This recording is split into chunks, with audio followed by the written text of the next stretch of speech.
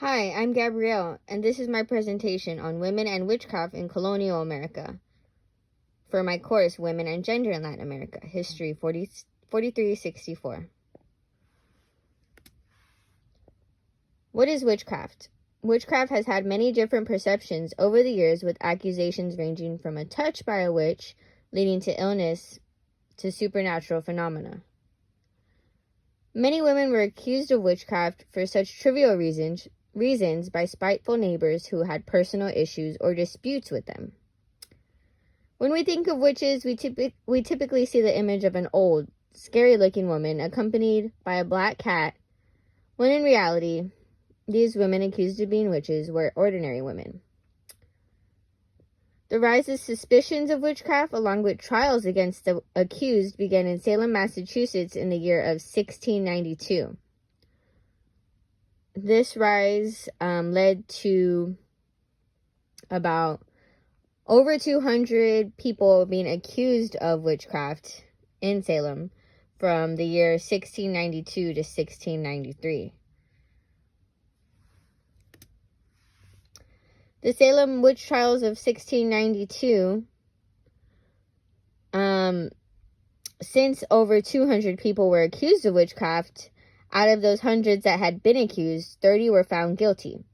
Substantial evidence was often not presented, which meant that many of the people who were accused of sorcery were actually acquitted, and oftentimes the people who wrongfully accused these women and sometimes men of witchcraft were also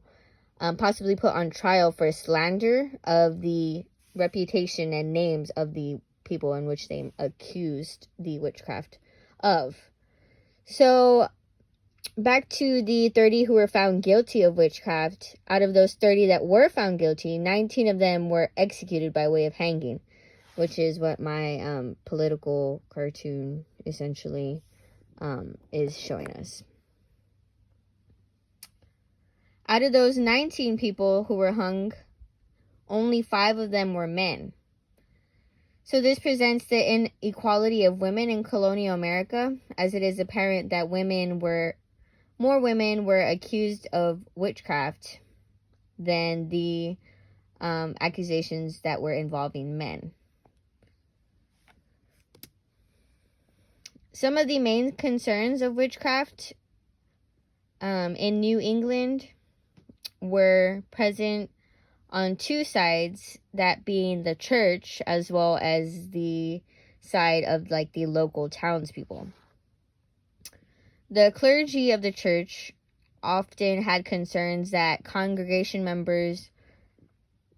were being influenced or also in a sense enchanted by these said evil women, and the concerns involving these influences brought about by these evil women were that these congregation members who were, in a sense, under the spell of these women would leave the church, which would bring the numbers of the people who attended these masses, they would bring them significantly down, and this was a concern as religion was one of the main beliefs present in New England and the new colonies. The concern of the local townspeople was that witchcraft would pose a threat upon the physical well-being of them along with their family members, as well of the effects that witchcraft could have on their physical property, such as their cattle or their homes, their belongings. Both were actually concerned with possible supernatural effects that the witches possessed, as many believed that witches had made a pact with the devil or had like a contract with the devil that granted them supernatural powers that gave them the ability to, control whether or not a person would get sick or a person would lose something or, a person would die. So basically, both of these sides were concerned with possible supernatural abilities that these witches may have had.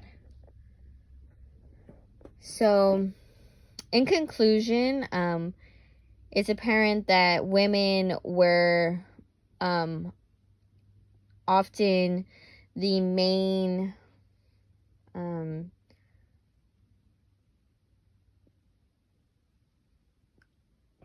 people who were,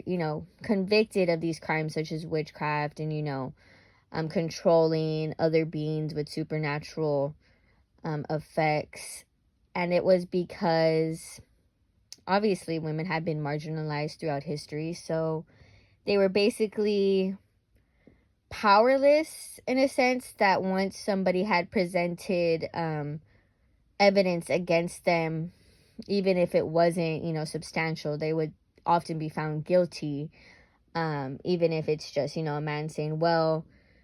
she touched me and I suddenly became ill, or I fainted right away after seeing her,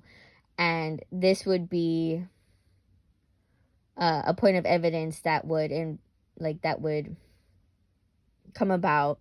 and serve as a case against a woman, which could lead her to be found guilty and later executed for doing something, such as staring at a man and him tripping and falling, and it's just very sad how women were often powerless against these courts and these men because they didn't have the opportunity to defend themselves or to prove themselves as innocent. So they were often executed, even though they were more than likely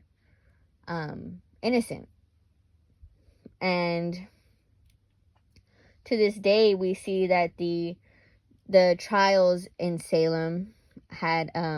long-lasting effects on the victims' families, as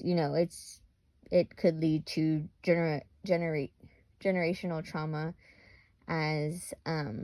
there were several wrongful accusations and convictions of these innocent women in colonial America.